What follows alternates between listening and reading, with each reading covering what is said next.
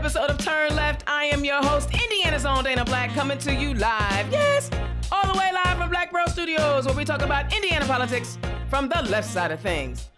Yo, I hope you guys had a great week.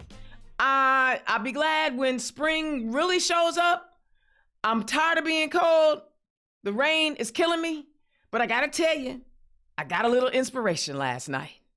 Oh, thank you, Stewart Speaker Series out of Indianapolis. I got a chance to hear the Reverend Barber last night. Yes, of the Poor People's Campaign. I'm telling you, he brought the fire. He brought the funk.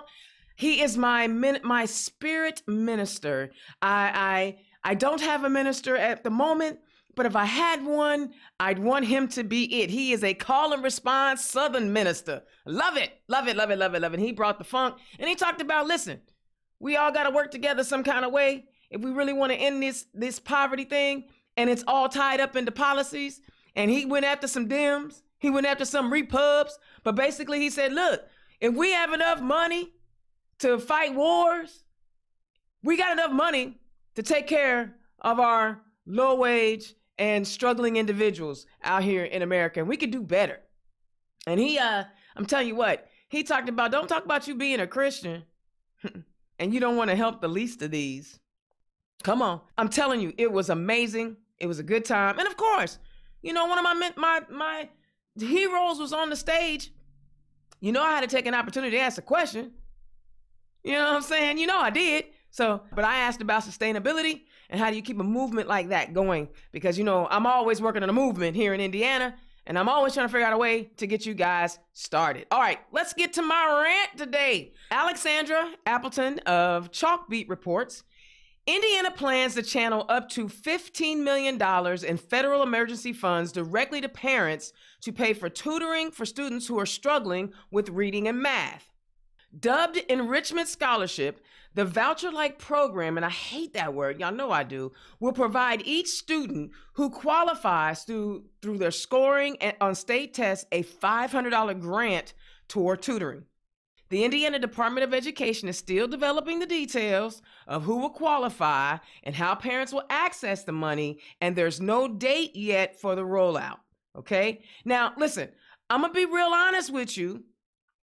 I always want to look at Representative Banning kind of side-eyed because, you know, his whole goal is to privatize public education. We heard last week from Nan Polk that she was in a conference with him and all he cares about is sending voucher monies to private institutions. So I'm always looking at him side-eyed. So you guys need to pay attention to this little scholarship thing. And Indiana is unique as we are the only people going to be using federal pandemic relief money for elementary and secondary school emergency relief funds. So understand, they're using money for kids who need tutoring. And I obviously have no issue with that, right? I'm always talking about how we've got to figure out a way to help our students. I think this is a great way to use those dollars. But y'all, watch this program and see who gets the money, because we want to make sure it's going to people who actually could use it, and they're going to use it on reputable tutors. If you see Indiana's own Dana Black turn up on an application for some grant money to be a qualified tutor, I'm gonna need y'all to look at that application side-eyed, because you know I'm no tutor. That's what I'm saying to you. Just like how those federal relief funds came and they were supposed to be for small businesses, and we saw the big businesses gobble them up because there wasn't rules in place. They didn't break any laws, right? But it was kind of unethical. Let's watch this program, because I believe this is a good thing, because if parents need help getting their kids tutors, why wouldn't we try to help them out with a $500 scholarship to help their kids make up on those stuff? Or we could just stop giving that silly test. I mean, that's a thought. All right, state officials. I know y'all excited about this one. All you tax wonks out there. State officials will start sending out your $125 payments late next month under the state's automatic taxpayer refund law. Although the timeline announced Wednesday for those payments is several months longer than previously outlined. Those payments are being made because of a big jump in state tax collections, fueled by federal relief fund, COVID relief fund. So we have a cash reserve of $3.9 billion, right? and they're going to give $545 million back out to the people if you filed your taxes in 2020. I kind of wish they would use some of that money for some high-speed internet, high-speed rail, since they already got it. But y'all, I want y'all to not go splurging. I know some of y'all could use that 125, so I'm not going to hate on it. Just don't, I enjoy your 125. I hope it helps you. If you need it, this is great, right? I'm not going to begrudge anybody getting some money back. Listen to the state of Indiana just giving away money. Y'all hear that? The state of Indiana is giving away money. That means we have enough money to take care of people like we're supposed to. Anyway, this is one I want to hit on, and I want to hit on hard. Girlfriend Nicole had mentioned it earlier today to me, and I didn't know that it was public knowledge, and I just happened to find it while I was doing my research, as you guys know. Cornelius Hawker of WRTV reports, Senator J.D. Ford says he and his colleagues have heard from several of those people who they're wanting and urging him to support a bill to the State House next year that is very similar to what Florida passed, the parental rights in education, which has been dubbed Don't Say Gay Bill, because it bans public school teachers from discussing gender identity or sexual orientation in the classroom. As J.D. Ford says, it's troubling, disheartening, but I'm not surprised to see it. I think there is an attempt to put this one on the radar for legislators to start writing a bill for the 2023 session. Senator Ford says all the emails were written relatively the same way, which makes him believe there's a larger group sending out talking points for people to send to their legislators. Despite knowing this, all of it is part of politics. Senator Ford believes bills that aim to censor or stop conversations about certain groups of people shouldn't be a part of the legislative discourse. He points out how valuable time, in his opinion, was wasted this past legislative session debating and passing bills like HB 1134 and HB 1041, a classroom censorship bill and transgender girl sports ban. As he says, we had an opportunity to talk about students' mental health in the 2022 legislative session. We had an opportunity to talk about bullying and harassing students. We had an opportunity to talk about child care costs are expensive, health care costs are expensive, but we didn't talk about the kitchen table issues that affect Hoosiers. We got caught up on a bunch of socially divisive issues that puts people against each other. Okay, check this out.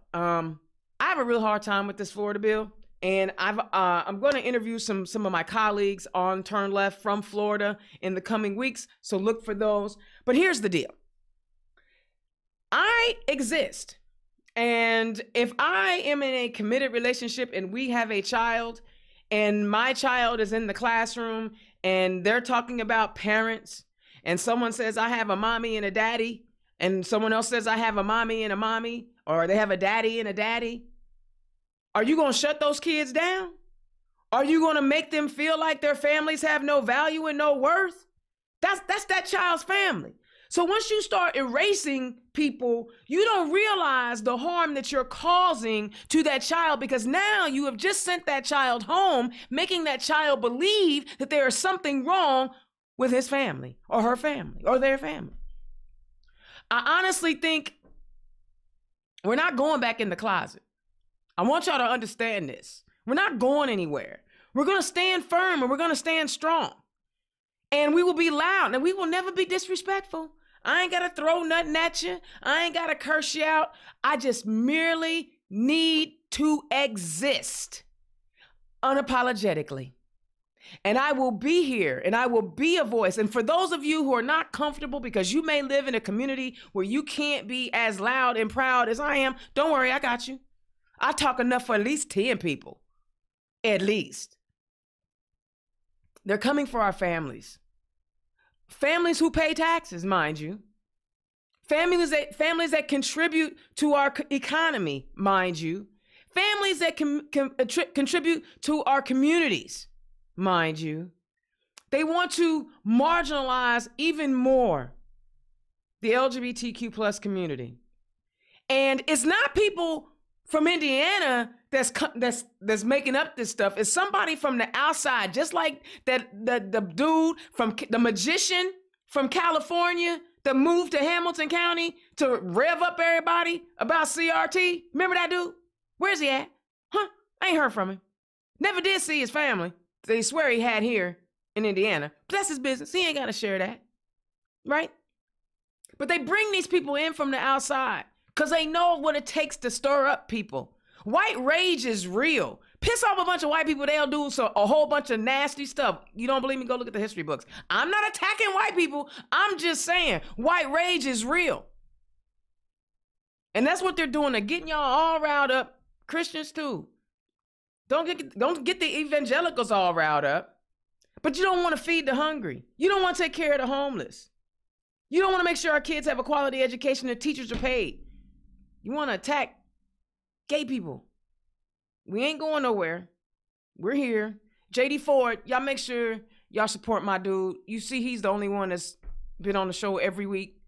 We got to send him back to the State House because he is our voice in the State House as of right now. He is the only LGBTQ plus elected person in that entire State House. Can you imagine what a hostile environment that must be for him to have to go to work every day and fight for an entire community all by himself sometimes? Don't get me wrong, we got some great allies. Shelly Yoder, you know I love you. But this is ridiculous. We need to stop this before it even gets started. All right, that's my rant. Y'all know I love Hoosiers and I'll fight for all Hoosiers. But doggone it, you don't get to pretend like I don't exist, because I really do. And if you ain't heard me yet, I mean, my goodness, I'm loud as all get out. Lord have mercy. All right, that's my rant. Indiana's own Dana Black. Hey, all my candidates out there, if you need some video work, hit me up. I shoot videos, Black Pearl Studios. Scan the QR code and let's schedule some time to get your video up. And tonight, I've got 2 new guests to Turn Left. I love when we have fresh people on the show. I kind of do, because it's like you get new ideas, you get new visions. And even though one of them is running for re-election, he's new to Turn Left. First up, y'all, first time guest on the show, but a longtime friend. I have known my man for a long time. He's one of those people that think I live in Bloomington. I don't. But y'all give it up for my first guest, William Smith, who is a candidate for Van Buren Township. Will, welcome to the show. Dana, thank you so much for having me. I'm really excited to be here and hearing a lot about Nick's race. I must apologize. I have a rambunctious dog who has decided now is talk time. That's how it always works. Everybody wants to come on Turn Left. But one thing I would say is my dog Buddy, like my previous dog who unfortunately passed away about a year ago, they are the centerpieces of my campaigns because dogs are very important to me. And I like to, lead with my values when I'm talking to constituents. And when I ran in 2018, I was really wanting to, like with my previous dog Tessa, make sure she had a safe home and secure sort of family, me being her family. And I wanted that for all sort of the Van Buren Township residents.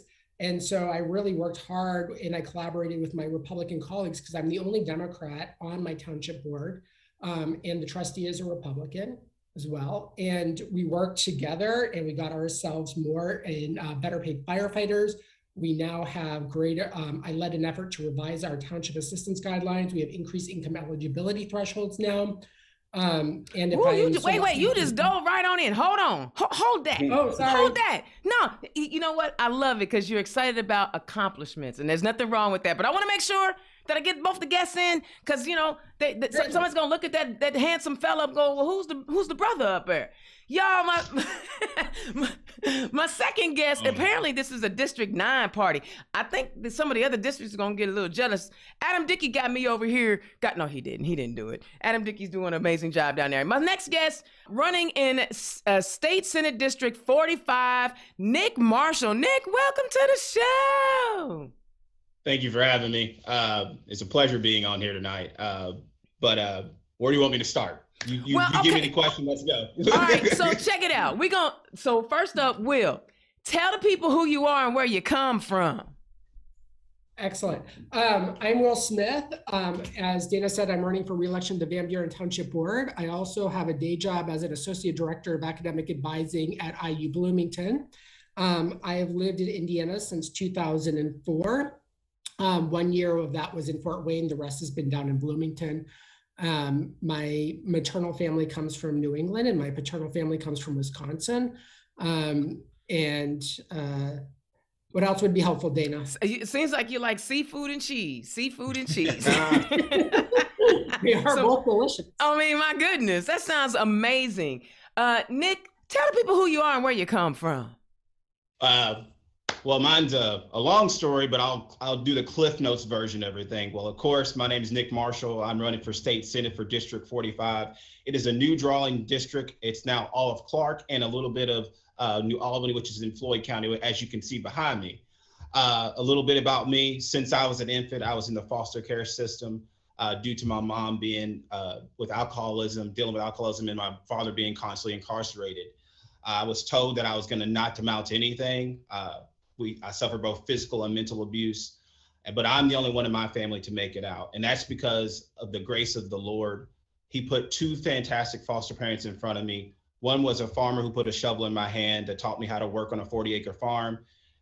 His wife was a teacher who taught me gentleness and kindness. Mm-hmm. And the other set was a military veteran who is now in Fort Knox, God rest his soul. He taught me what true respect for our country is and how to earn it as well. And also his wife, who was a caregiver, who took that title to heart. In order to care, you got to give. And those two couples gave everything to me. And I thank the Lord every day that I get to hug my new child. I'm his father of two now. I got a baby girl that was born March 9th. Hey, congratulations, Daddy. Thank you very much. I'm a dad girl now. So things changed. Things changed so quick. Our first child was a son. But I truly thank the Lord and them because I get to hug them. And there's nothing better than just having a baby rest on your chest and making you rest. I tell you that right now. I'm gonna not cry because I'm good. Let's keep going. Hey, ain't nothing wrong with. Let me tell you something. I was a daddy's girl until I had to lay my daddy to rest in 2011. When they and when they brought me home, my daddy told me because I told you everybody knows I'm adopted. But when Daddy brought me home, he said I was his Christmas present.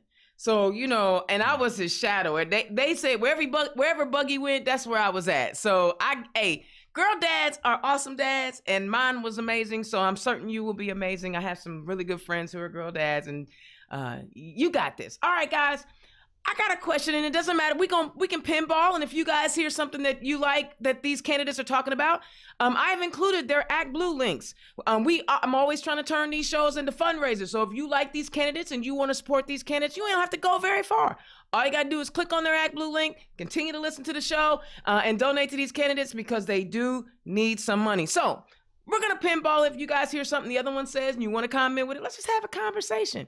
So, Will, what made you want to get into politics? You doing good over at IU and having a good time. What made you want to get involved?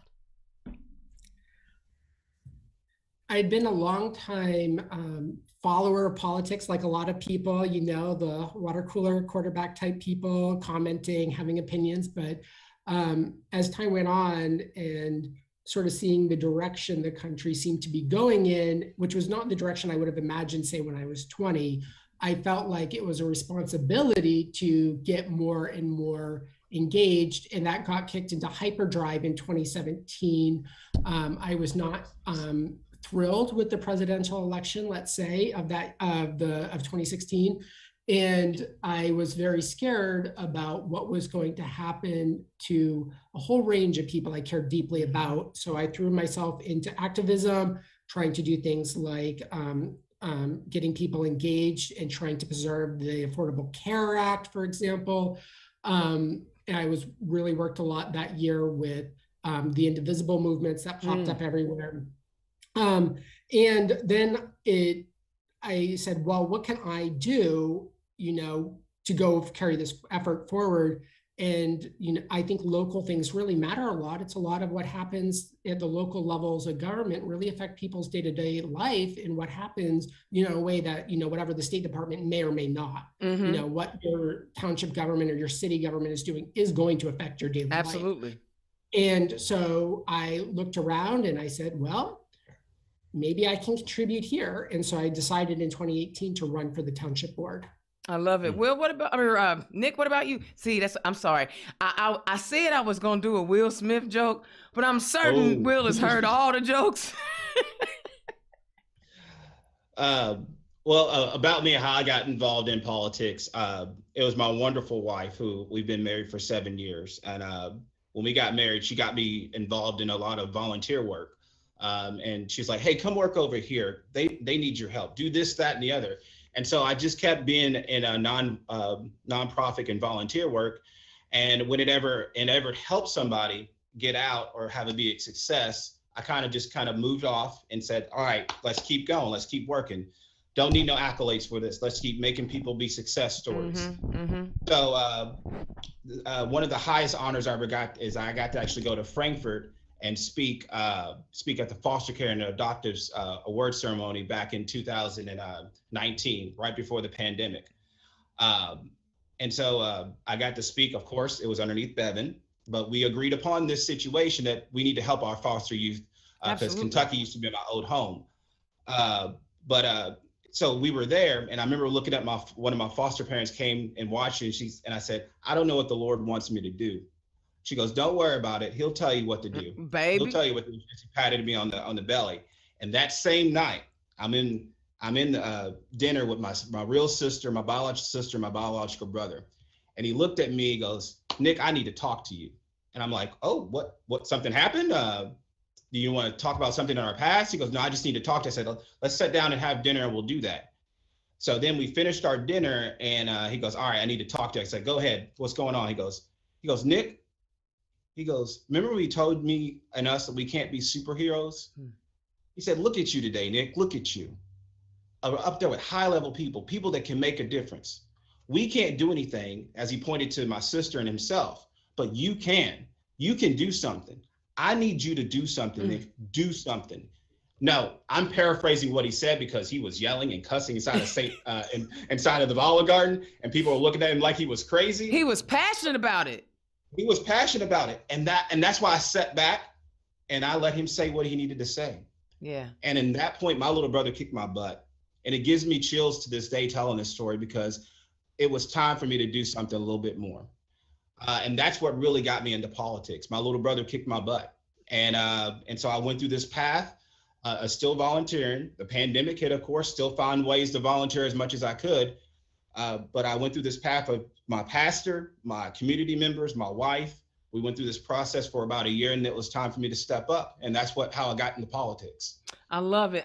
You know what? Sometimes we have to be encouraged from outside. And I definitely agree with you on when it's time, the divine will guide you in the direction you need to go. I'm going to tell you, in 2013, I had just finished, my graduate degree.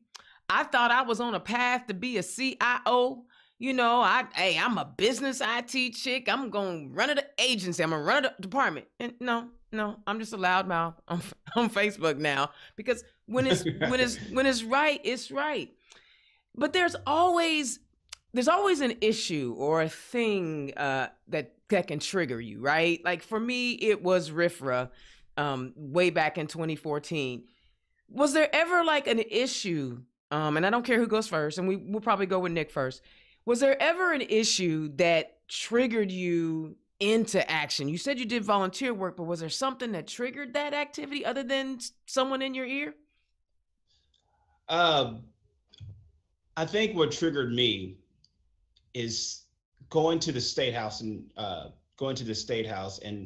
interacting with kids who have had my past. Mm-hmm. And they look at me and they're like, yo, he made it. Oh, how did he do it?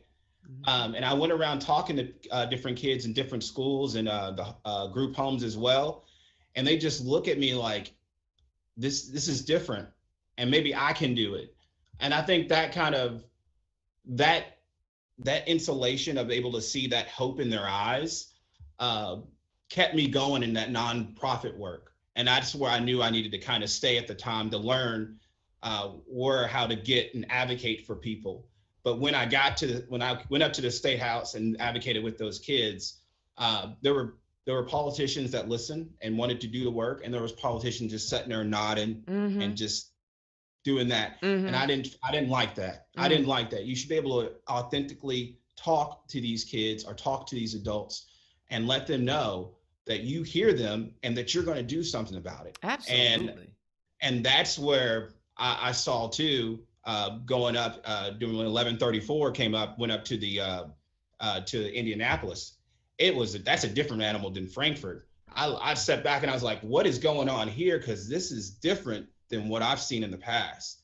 And we'll talk a little bit more about that, but Mr. Will, go ahead and take it, sir. Yeah. Well, for me, I don't know if I have such a clear trajectory. One of the things I benefited from was after my mother and father divorced when I was very little, my mother, my older sister, and I moved in with my grandparents in rural Maine. And one of the benefits of living in a small New England town is the old custom of town meetings where you vote on pretty much everything. And my mother was not politically engaged at all at the time, but my grandmother was a very reliable voter. And so she sort of modeled to me that this is something you do. You care about the issues that impact other people too. And so while she and I didn't always agree on, say, how to approach those issues, she modeled to me what it meant to be civically engaged. And so as soon as I was able to vote, I started to. And I also think it helps that my sort of first presidential election was the Gore-Bush race. And you can see how important voting is. So I think that helps just sort of say you have to be involved. And then for a long time, it was sort of maybe donating to candidates, right? Maybe writing some letters to the editors, like during the Bush years. That was something I did a lot of in the mid 2000s. So I think it was a slow ramping up for me. For like many of us, there are of course a lot of issues that directly impact our lives. So like it was, I was in New York City in 2003 when I learned about, for Pride, when I learned about the Lawrence decision, for example. So there's a way in which politics isn't something just to talk about. It's something that really is your life. Yeah. Yeah. And so, you know what? And that was so smooth, bro. Like we want to get to a point where we're not making proclamations and making major announcements. It's just a matter of fact. We are in all segments of life. We are everywhere. So quit tripping.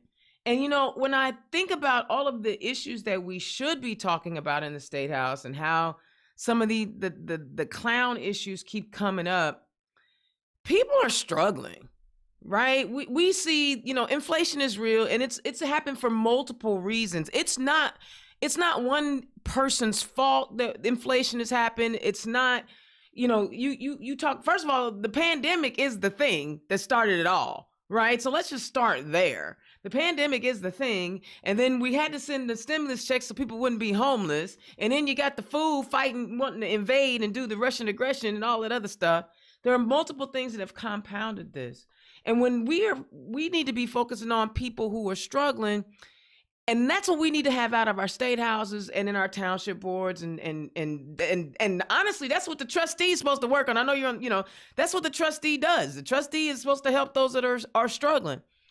Talk about every campaign has at least 3 topics when they're out knocking on doors or you're giving your speeches. And we'll start with you, Will. What are the 3 main issues that you highlight when you are talking about your campaign? So this time around, my key big things, well, first of all, I always ask people what their questions and their concerns are. But I also, the things I always go back to are, I want to lead an effort to help increase community infrastructure in my township, like community garden, community centers, because we know people who have connections with each other, like, acquaintances, not necessarily close friends, are more likely to do things like survive a drastic heat wave, for example. So, these things may seem like, why do you want this? It's because I want people to thrive. Right. And in that respect, another thing is townships have very limited jurisdictions. I think we can do a lot with that. And I've worked hard to do a lot with that. But I've also tried to use my voice to advocate for my constituents. This could be things like a person in my township had her mailbox destroyed by a road crew. So I worked with the county government and the company they worked with to get her a new mailbox. And then the last one is, and this is super essential to me, is supporting people in need. So that's things like making sure we have the appropriate income eligibility thresholds, the maximum rent that we can, assistance we can provide because of our out of control housing costs. Things like we're considering maybe doing a food pantry because food insecurity is a real problem in my township. So these sort of community infrastructure, advocating for my constituents, and supporting people in need, those are my 3 core planks for 2022. I love that. And, and it's so, all politics is local, and you can't get any more local than a township board. I mean, when you talk about, that's a great story. When you talk about the mailbox, getting a mailbox can be $200-$300. And the fact that you helped this family save $200 or $300, it's going to mean the world to them. And I'm certain you have like a whole bunch of stories like that, right? I have a number, and it can range from things. So like people who had complaints about sidewalks. So I worked to try to get, that's not the township's deal, but I worked, and we're now have new sidewalks going into those areas. Will I say I'm the single-handedly made that happen? No. But did I help make that happen? Yes. And I had one where fortunately got resolved before I had to deal with it, but I was trying to find a truck because a constituent in one neighborhood, a person had died of COVID and had been sitting in their house, and the people who took the body out left the death mattress next door, and it was smelled very bad, and it was, the people wanted it gone. So I was trying, and they didn't know who to turn to. That's the case where I first turned to the county health department, and they wouldn't touch it. So I was literally going to get rubber gloves and borrow a truck and take it away. But fortunately, somebody else hauled it away before I had to. Wow, that's dope. That's what you call rolling your sleeves up and getting to work. Nick, what are the 3 things that you talk about and the issues that are the highlight of your campaign? Yes. So the 3 issues I really focus on is, one is education. Education can be the great equalizer. A little bit more about my story. I had my education ripped away from me. I was presumed as a bad kid when I was placed in a group home, and they put me in alternative school. So I would set off in the side, get my work done, 10 to 15 minutes, say, yes, ma'am, no, ma'am, until a teacher looked at me and said, what are you doing in here? I said, sir, I'm in school. What do you think? He's like, no, what are you doing in this school? I go, well, sir, I'm in a group home. They put me in here. What else am I supposed to do? He goes, no, come see me after class. And so after a week or 2, he goes, hey, I want to take you on a college tour. I go, the group home's not going to do that. He goes, let me talk to him, because I had lost all hope of going to college. But he got that approved, and I went on a Black college tour with him, and that instilled me just going to college. And I got all that alternative school, graduated top 10 in my class, and got a full academic scholarship to the University of Louisville. Hey. Yes. So, but think about that. One of those teachers was a foster parent. That teacher there and other teachers in my life have been invested so much in me. And so I want to make sure that they get everything that they can to support every student they can and what they can. And another one is, of course, economic mobility. You touched on this a little bit. I've been screaming, we don't know what is going to happen we've only seen the tip of the iceberg with this COVID-19 pandemic. We saw the just a little bit of it, but we don't know how long this is going to last. And I'm warning people that you're about to see an influx of kids going into the foster care system. People already lost their homes, people who have been living in their cars. And, I'm hearing stories about that here in my district. And that's what's really going on. And we have to make sure that they are sustainable and able to move up and be able to give back to the community as well. So that's why I say economic mobility, because if you can't give back to your community, you can't pull somebody up with you. Hello. And the third, oh, go ahead. I'm sorry. I just said hello. Come on, I'm amen. I'm amen in you. I'm gonna start preaching in a second here. Because when you started with that poor man campaign, I was like, yes, let's go. Dog. Yeah. Another show, but I'm telling you. Okay, yeah. good. But the third thing is, and this, I'm very passionate about this, foster care and adoptive care. If I don't know who's watching, I don't know who's listening right now, but I'm gonna tell you right now, those 10 to 12,000 kids that are in the foster care system in the state of Indiana, you can make it. I'm the success story that made it out of it. And if I get to the State House, I'm gonna get you every resource you need. And I will be an advocate for you. You will have a place at the State House. If somebody in your district doesn't let you in there, you come see me.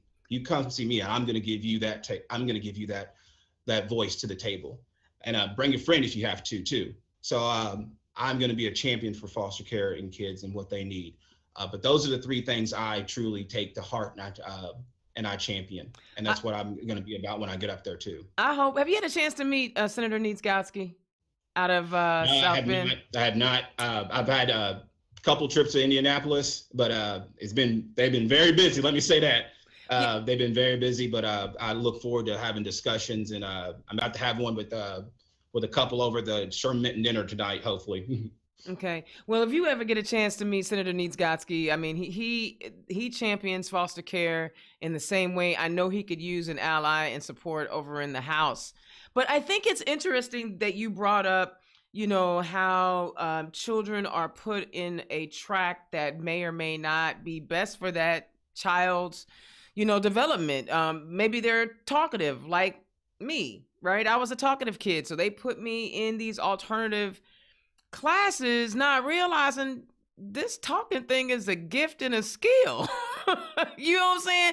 So even though you went on those college tours, right? That's one thing. Going on a college tour is one thing. What was the piece that clicked in you, and what was it that motivated you to say, I know seeing it is one thing, but putting in the work is something else.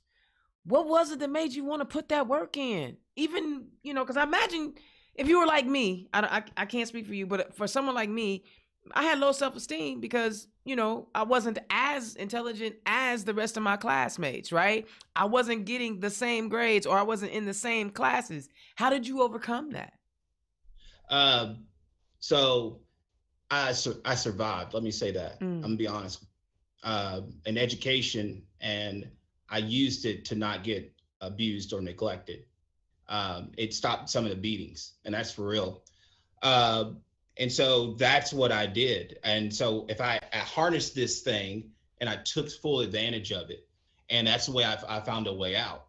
And so I'm not gonna lie to you, also, I faltered too in education.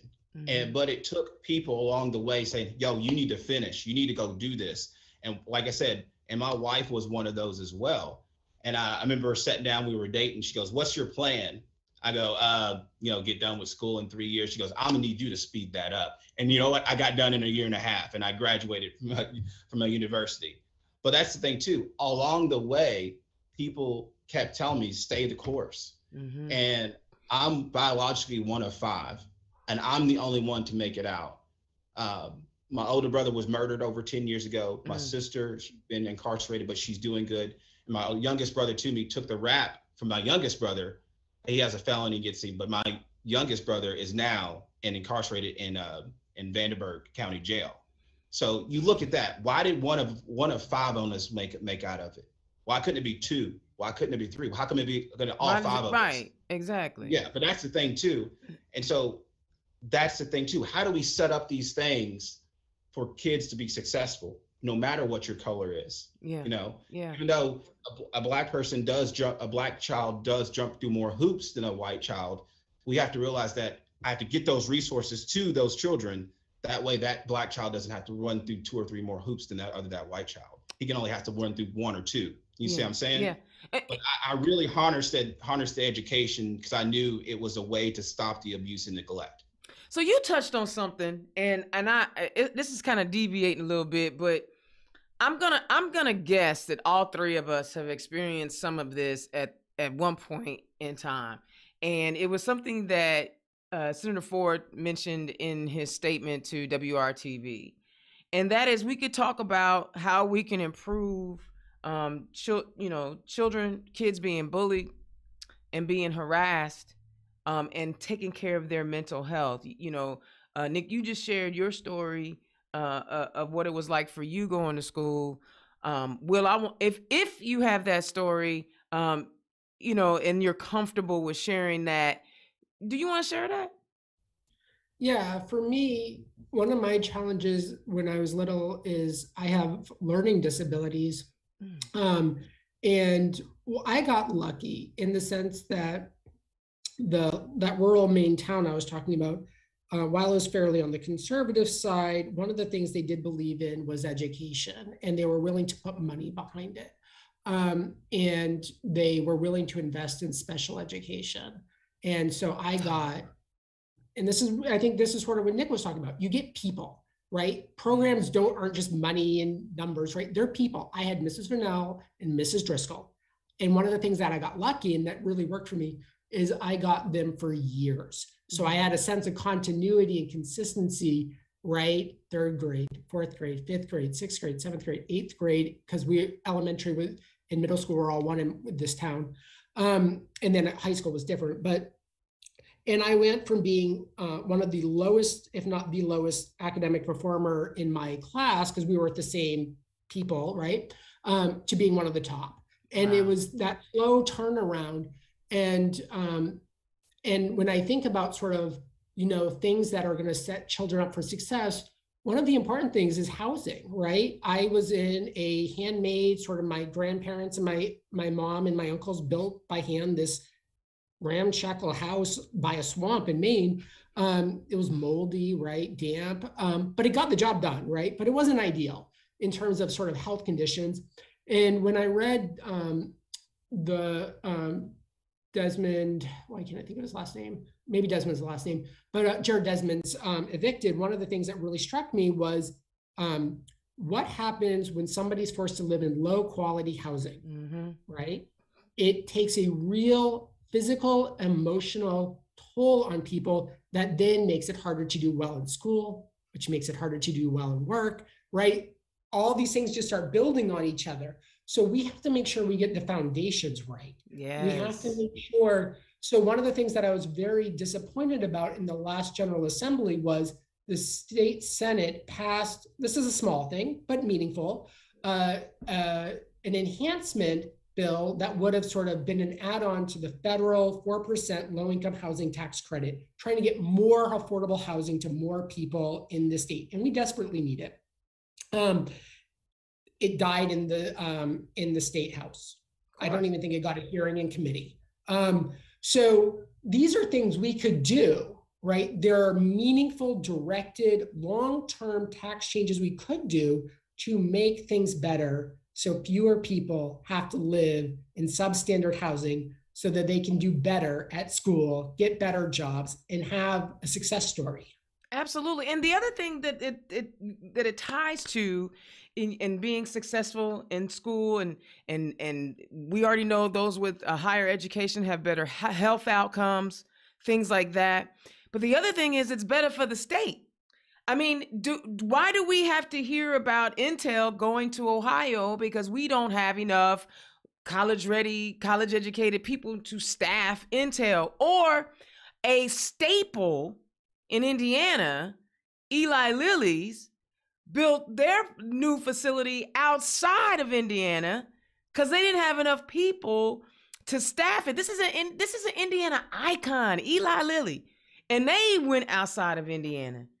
And I don't understand why these elected officials don't recognize the connection between housing security, food security, quality public education, and so on for the better. If Indiana is the state that works, we just got, but what? You don't want us to work for more? You just want us to keep working for less? Touch on it, y'all. Yeah, so I want to touch on a little bit of the piece of the, a little bit about what JD Ford and they were talking about too. If that goes forward, and as well as we see things as well, we're going to see a mental health crisis for our brothers and sisters in the LGBT community. So what do we got to do then? We got to step up our resources to get that service to them. Because me talking about, our personal experience, I've been through the gambit. I was the nerdy kid that sat alone in class. I was the athletic kid at some point too, and then the new kid, or the weird kid. So I've been through the gambit. But it took people helping me process these things and how to emotionally intelligence, how to react to certain things as well throughout time. If we're not preparing the kids for these social emotional things, and that's what scared me about 1134. You're going to wait 30 days to get somebody some help. 30 days. What happens in between that 30 days? And you can't even contact parents. Right. That's the scary thing. But what if it's the parent that's hindering that? Doing the devilment, right? That's the thing too. But so I'm glad that we don't have to worry about that anymore. But, yes, we do. It'll come back. Yeah, it's coming back. It's coming back. It's coming back. But that's the situation we're at. And we're setting ourselves up for a mental health crisis that we don't need to. What if we provided the resources that the kids in foster care need, our LGBTQ brothers and sisters needed? What if we did that? That would change the world dynamically. And to talk about the economy side of things, why are we not investing in human infrastructure? Oh. If we invest in people, won't they invest in their communities? Won't they stay in their communities? Want that education obtainment? Want they want that and harness that too as well? And I had to fight tooth and nail to get it. And I think there's kids out there that are fighting tooth and nail from a meeting I had last night. I think they do. They want the best education they can do, and I think they want to come back to their community and help out too. But if there's no option for them to come here, what do? They go across the river to Louisville to get a better job, or do these things that might have better opportunity for them. And we shouldn't do that, because we're leaving tax dollars on the table that could be reinvested back in Indiana. I love it. That's my rant. Sorry, I'm gonna stop there. I love it. Hey, rant on, because that's what we need. We need people, in that state house and at all levels of government, really, that are willing to put up the fight for the people, right? I mean, and I'm listening to, and I'm gonna bring you in, but listening to Reverend Barber talk about the Poor People's Campaign and, what we should be doing versus what we are doing for people who are in need is honestly criminal. But go ahead, Will. Come on in there. We ranting tonight. Come on.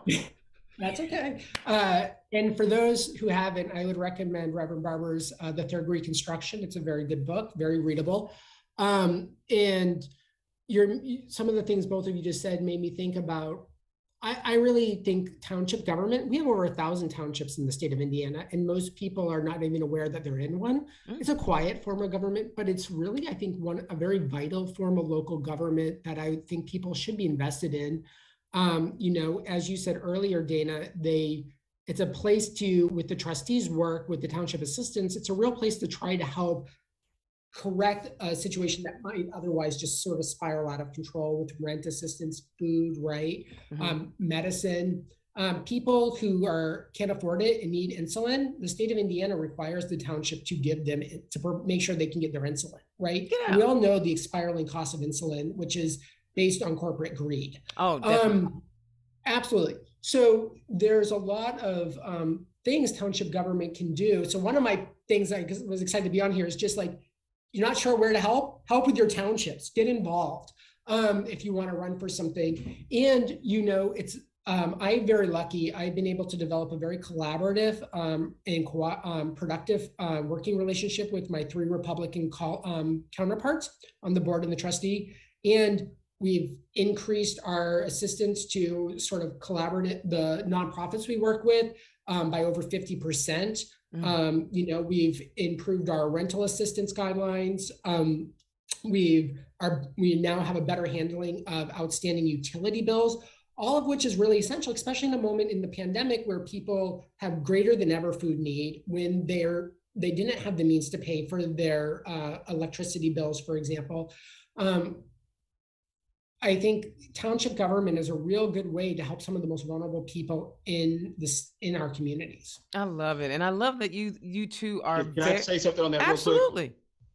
So yes, the township board is the place to go, but also a leak in the chain that we saw during the pandemic is communication. Mm. Because the individuals who were hurting didn't know how to get the resources, and they're scrambling themselves. And I've seen it from all the way from the top to the township boards. But it took people in the middle saying, "Hey, go over here, go get that. Okay, I got this information. You go over here and do this. These people can help you. Go do that." But it also took communities seeing people hurting, and it didn't matter the party they were in. Case in point, a food bank over in Utica, they started a Dare to Care mobile bank, and they don't get much praise. They don't get much. It's a small town, but they feed every Thursday. And I found out about it and so I started delivering food Thursday, and I've been delivering every Thursday for a year and a half. Wow. And the man came up to me a month or two in. He's like, "Who are you?" I go, "I heard what you were doing, and I'm just trying to help." He goes, "Okay. 3 or 6 months rolls by. He goes, "All right, seriously, who are you?" I said, "Let's not worry about this. Let's feed these people. They need to be fed." And that's what's going on. And then it really hurt in the first Thanksgiving. The cars were backed up for two blocks long. And I dropped off food, and he said, "Nick, I don't think we have enough food to feed them." That's sad. That is really sad. People trying to help and not knowing they have enough, and they're just banding together. But that's on a level that way of bipartisanship. But luckily, he said they were able to feed everybody, but he was worried a little bit. But they've been delivering for two years now. But that's the thing. We need people to show up and actually stop with this Democrat and Republican stuff. Let's just help people, because people need it, and they are hurting. And like you said earlier, it don't matter. It doesn't matter where you're from, your background. And when I left today, people just looking at their cars saying, "Thank you. I don't know you, but thank you." And that's the heart of the issue too. That was instilled in me by those foster parents. You got to give. You got to give. You know where people are hurting. And that's what I got to say about that. I love it. And you know what? You said communication, and I'm glad you said that, because that speaks to exactly what Turn Left is all about, right? I don't know if anyone has seen it, but I put up a little Facebook about how much I hate the primary, not because I hate competition. I just hate when we tear each other down as D's. But like Reverend Barber said, yes, I'm quoting him all night. Well, like Reverend Barber said, it's not a left thing or a right thing. It's a right and wrong thing. And if we call ourselves the greatest nation on earth, if we call us the greatest nation on earth, then why do we have young people, kids, anybody, anybody going hungry? That don't even make no sense. We're not talking about having diamonds and fancy cars. We're talking about food. A thing that you must have to sustain life. It's not an option. And the fact that we are the richest nation, we can give people money anywhere in the world whenever we want. And we know that our federal government can cut some checks when it's time to cut some checks. But we got people that are hungry and they don't have. And that, sir, gentlemen, is a problem. All right, I got time for one more question to each of y'all. This hour done gone quick. Okay, Nick, when you get in office, when you get elected, it's November, Org Day, what is that one piece of legislation you want to work on? And it'll be the first thing that's on my mind. And that's getting full tuition reimbursement for foster kids and adoptive kids in the state of Indiana. And I'm gonna try to get room and board. It don't matter what college you go to, because I know it goes up to $5,000, which helps, but they need more. I know from a perspective, when I went to college, if I didn't have those foster parents saying, "Hey, you need this, you gotta, you're gonna get a car, you're gonna pay for insurance, you're gonna do this, that, and the other," they need help. And that is what I'm going to do, is I'm gonna make sure they get every resource they have. And that will be the first bill I'll work on, and make sure that, my Republican friends, they are about helping children in the foster care system too. I know they are. So I want to help them put their money where their mouth is and make sure that we invest in those kids. So then in turn, if they go to a 2-year college, technical college, or a 4-year university like I did, they can turn around and come back here and reinvest in their communities. And I tell you right now, that's what's my first thing to do. Look at you being all polite to them people already. That's cute. Look at them my Republican friends. Okay. Yeah, that's what I took. All that good stuff. They are brothers and sisters. They are my brothers and sisters. What? They might be on the other side, but they are brothers and sisters. I said this show is about love, and you making me show some. I love it. Will, you've already accomplished a lot of things at the township level, but what's the next thing you want to work on after being reelected? My big project is to make sure we have carried through to my proposed community center and community garden. When we were looking for land for a new township office, because our current one is entirely too small, I pitched this to my counterparts and they liked it. And we have the land for all 3 projects now. Nice. So it's about trying to make sure there's the money and getting the timing right and the carry through. So that's in terms of my big ask for the next term, it would be that. I love it. All right, fellas. So I know, Nick, you have to run. So I'm gonna start with you first. Do you tell the people where they can find you and let us know if you have any fundraisers or volunteer opportunities coming up? Where you can find me is for HoosiersForNickMarshall.com, as well as I have a Facebook page, also a Twitter page, Nick for Indiana. Working on that Instagram right now. All right. TikTok. I don't have a TikTok. We'll discuss that later. But you can find me on those platforms or at HoosiersForNickMarshall.com. But I just want to say it's been a pleasure. Just dialogue has been amazing, that we have to highlight what people are truly hurting and what people really need. No fundraiser, no events. They're in mind, but I've got to get them. I've got to make some phone calls to make them in the dates. So I can't spoil anything, but we are going on what's called the Pathway to Purpose Tour. Where we're going to go all through Clark County and also New Albany to discuss things with constituents of what they want and what they need and how we can get it. And we're going to make sure we're listening to everybody. But be on the lookout for the Pathway to Purpose Tour coming to a city in Clark and in Floyd County and New Albany as well. I love it. Will, you got any events coming up? And where can they find you? I do not have any events. People can find me at Will Smith for Van Buren on Facebook. And what I would say is I've already made my fundraising goal for the year. So I would encourage people, I don't want to hog resources. There's never enough to go around. So please donate to great candidates like Nick and others throughout the state. People need it to run campaigns. Campaigns are expensive. It's one of the less ideal parts of politics, but it's real.